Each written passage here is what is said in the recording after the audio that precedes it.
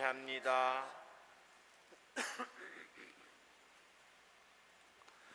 오소서 성령님,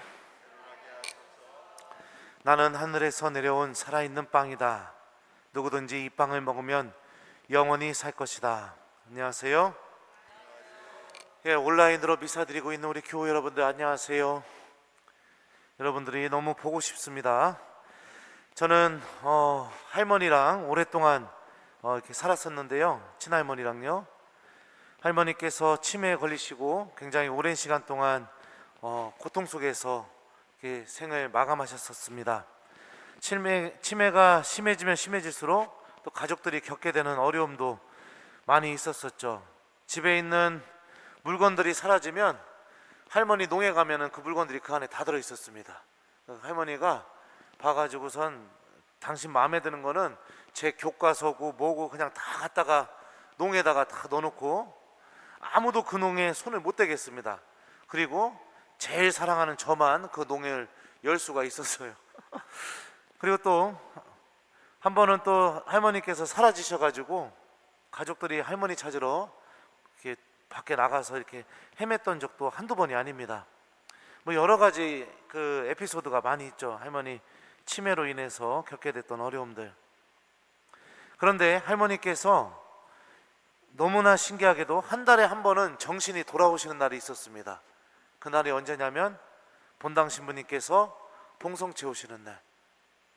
그렇게 치매가 심하고 정신이 나갔다 들어왔다 하셔도 신부님 노만카라를 딱 보는 순간 할머니는 갑자기 정신이 돌아오셔서 아이고 신부님 오셨습니까? 이렇게 말도 또박또박 하시고, 그리고선 신부님하고 같이 성호경부터 시작해서 기도문도 또박또박 외시고, 성체를 받아 모실 때는 무릎을 꿇고 그리고선 두 손으로 이렇게 하면서 성체를 받아 모시고 기도도 하시고, 봉성체가 끝난 다음에는 본당 신부님하고 담소도 이렇게 잠깐 나눌 정도로 정신이 아주 굉장히 또렷해지는 그런 날이 딱 한 달에 한 번 봉성 채우시는 날, 그런 기적이 일어났었습니다.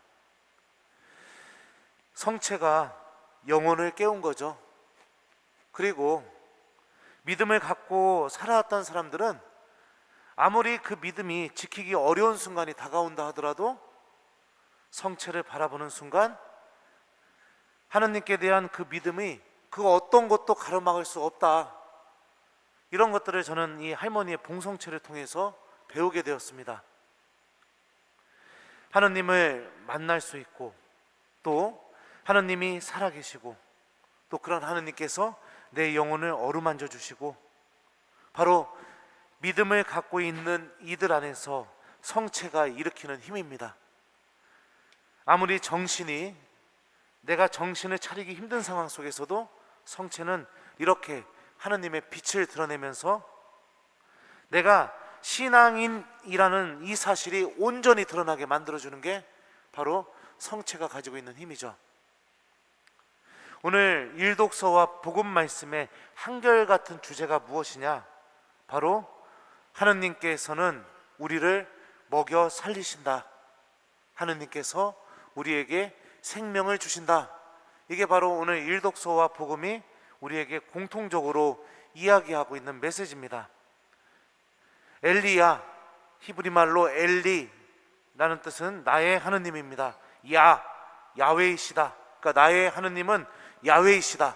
나의 하느님은 주님이시다. 이런 의미를 갖고 있는 예언자죠. 바알 예언자들과 싸워서 그 하느님께서 주님이시라는 사실을 드러낸 유일한 예언자가 바로 엘리야였습니다. 그는 가르멜 산에서 바알 예언자들과 대적을 하게 되죠. 여러분들 열왕기 읽어보셨으면 기억나실 거라고 생각합니다. 그리고 나서 하는 사람들이 야훼 하느님을 믿을 줄 알게 될 줄 알았는데, 오히려 그 이사벨이라는 그 왕의 부인이 엘리야를 죽이려고 하게 됩니다.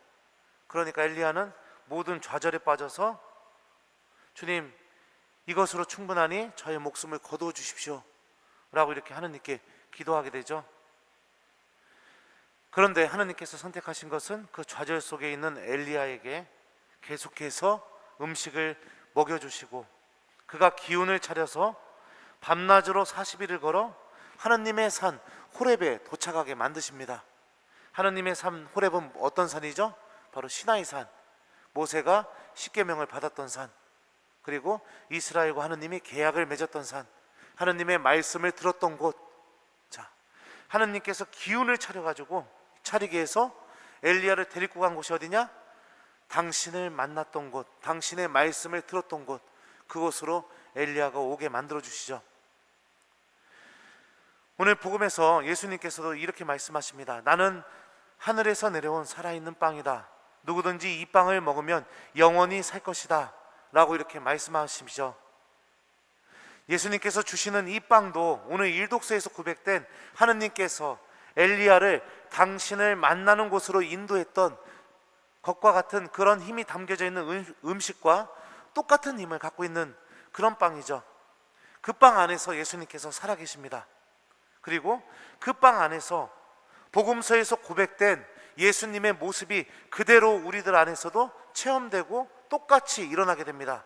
용서해 주시고, 대화해 주시고, 사해 주시고, 치유해 주시고, 손을 잡아 주시고, 믿음을 불러일으켜 주시고, 죽어있던 라자로를 살렸던 것처럼 내 영혼을 다시 살리고 생명을 불어넣어 주시고, 당신께서 우리와 함께 계시다라는 사실을 계속해서 체험시켜 주는 것이 바로 예수님께서 주시는 생명의 음식, 바로 생명의 빵입니다. 그리고 그 빵이 인도하는 길은 바로 하느님의 산 호렙, 신약의 언어로 말하면 하느님의 나라, 영원한 생명이 있는 하느님과 영원히 함께하는 그 은총의 나라로 우리들을 계속해서 기운 차리게 해서 인도하고 데려갈 것입니다. 나를 보내신 아버지께서 이끌어주지 않으면 아무도 나에게 올 수 없다. 아버지의 말씀을 듣고 배운 사람은 모두 나에게 온다. 성체가 이와 같은 힘을 갖고 있다 하더라도 하느님께 다가가지 못하는 이유가 무엇인가? 바로 예수님께서는 오늘 복음에서 당신께 오는 사람들이 누구인지에 대해서 알려주고 있죠.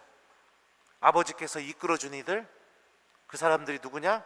바로 아버지의 말씀을 듣고 배운 사람들, 그런 사람들이 나에게 온다. 결국 하느님의 말씀을 듣는 삶, 그런 삶을 살게 되는 이들이 자연스럽게 인도되는 곳이 어딘가? 바로 성체 앞이고, 성체는 우리들의 영혼을 계속해서 기운 차리게 해서 하느님이 계신 하느님 나라로 우리들을 인도해 줄 겁니다. 루카복음이 전하는 엠마오로 떠나는 제자들 이야기를 여러분들 여기서 기억해 봤으면 좋겠습니다. 좌절에 빠져 있던 제자들, 스승님께 모든 것을 다 걸고 인생까지 걸었는데 그런 스승이 죽어버려서 망연자실해 버렸던 제자들, 그런 제자들에게 예수님께서 나타나셔서 처음으로 하셨던 행동이 무엇이냐? 하느님의 말씀을 들려주시는 것이었습니다. 율법과 예언서로부터 시작해서 성경 전체에 걸쳐서 당신에 관한 말씀을 제자들에게 들려주신 것이었죠. 그 말씀이 제자들 가슴 속에서 불타오르게 되고, 그리고 난 뒤에 예수님께서 빵을 떼어서 나누시게 될 때 바로 그들은 부활하신 예수님을 알아보게 되었습니다. 주님께서 이미 나와 함께 계셨구나. 주님께서 내가 이렇게 좌절하고 넘어진 그 순간에도 나를 살리시려고 나와 함께 동행하셨구나 라는 사실을 제자들은 체험하게 되죠. 성체 안에 살아계시는 예수님을 알아보는 것도 마찬가지입니다. 말씀을 듣고 말씀 안에서 하느님을 배워야 됩니다. 그 말씀이 우리들 마음 안에서 불타야 됩니다. 그래야 제자들이 체험했던 이 체험이, 엘리야가 체험했던 주님께서는 반드시 나를 버리지 않고 나에게 기운을 차리게 해서 당신이 있는 곳으로 데려오신다라는 그 체험이, 또 예수님 스스로가 나는 살아있는 빵이다. 이 빵 안에 내가 살아있다. 그리고 나에게 오는 사람은 나는 이 모든 사람들에게 영원한 생명을 줄 거다. 그리고 그들도 엘리야처럼 하느님이 계신 곳으로 내가 데려갈 거다 라는 이 놀라운 말씀 안에 담겨져 있는 은총이 체험되게 되겠죠. 이 모든 은총의 첫걸음은 하느님의 말씀을 듣는 삶이다. 오늘 복음이 또 우리에게 알려줍니다. 그러니 교우 여러분들, 하느님의 말씀을 듣고 가슴속에 담고 그 가슴속에 담은 말씀에 믿음을 두고, 그리고 하루를 살아가시면서 또 일주일을 살아가시고 그 뒤에 미사에 오십시오. 준비 없는 미사, 하느님의 말씀을 듣지 않는 미사, 그냥 성체만 따박따박 모시고 내가 원하는 소원만 드리는 기도, 그 안에서는 주님께서 살아계시다는 것도, 하느님께서 주시는 영원한 생명도, 내 영혼을 깨우고 하느님께로 인도하시는 하느님의 손길도 알아듣기가 힘듭니다. 말씀이 먼저 우리들 마음 안에 살아있어야 됩니다. 그래야 성체 안에서도 내 영혼을 깨우고 나를 인도하고 계시는 살아계시는 예수님을 만날 수 있게 되겠죠.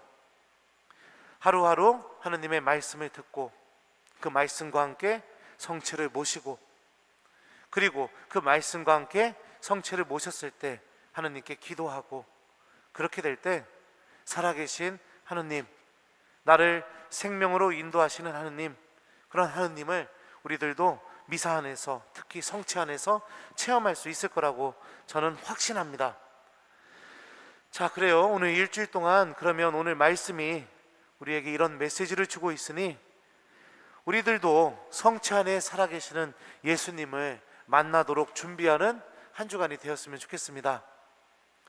그분의 말씀을 우리가 기억하고 실천하고 그 말씀에 믿음을 두고 한 주간을 지내시고, 다음 주 미사에 오셨을 때는 여러분들 내가 일주일 동안 열심히 지켜서 살아왔던 그 말씀을 들고 미사에 오시기 바랍니다.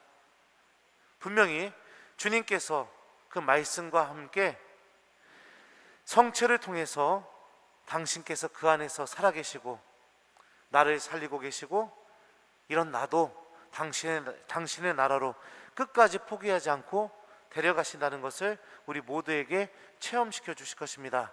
숙제는요, 일주일 동안 여러분들 예수님의 이 말씀처럼, 아버지의 말씀을 듣고 배운 사람은 누구나 나에게 온다, 이 말씀처럼 하느님의 말씀을 좀 내가 듣고 배우고 실천하고 간직하고 그렇게 좀 지내면서 다음 주 주일 미사 때 성체 안에 살아계시는 예수님을 만나기 위한 준비를 하는 것, 이게 바로 숙제입니다.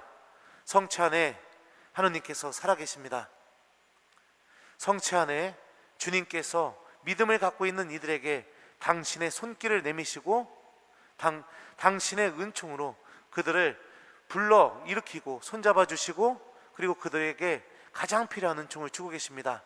내 영혼을 살리는 음식, 내 영혼의 양식, 바로 그 성체 안에 살아계시는 예수님을 우리 모두가 잘 만나는 하느님의 자녀가 되는 한 주간 되도록 노력해 봤으면 좋겠습니다.